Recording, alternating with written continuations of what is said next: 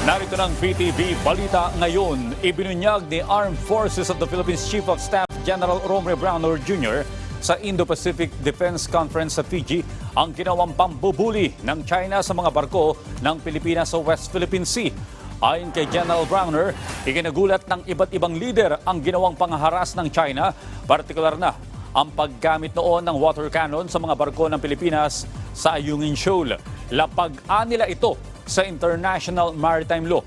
Muli ring iginiit ng Pilipinas sa conference ang karapatan at soberanya ng Pilipinas sa Ayungin Shoal. Ang naturang komperansya ay nilahukan ng mahigit 20 defense leaders mula Indo-Pacific region.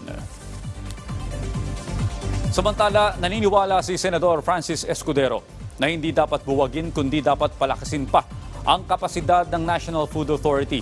Tugon ito ng Senador sa panawagan ng SINAG na buwagin na ang ahensya dahil hindi umano nito natutupad ang kanilang mandato na bilhin ang lokal na produksyon ng mga magsasakang Pinoy.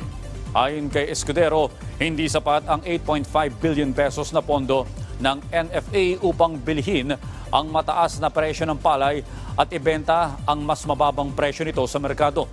Dagdag pa ng Senador, kailangan mag-invest ang pamahalaan sa agricultural sector upang mapalakas ang produksyon at masiguro ang food security ng bansa. Sa iba pang balita, pasado na sa ikalawang pagbasa ng Kamara ang House Bill number 8400 o ang trabaho para sa Pilipino Law.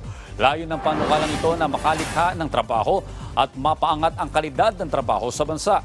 Sa ilalim ng panukala, inaatasan ng national, regional at local government na bumuo ng employment plan katuwang ang Interagency Council, DTI, DOLE, TESDA, Department of Migrant Workers, DBM, Department of Finance, NEDA at mga labor organizations.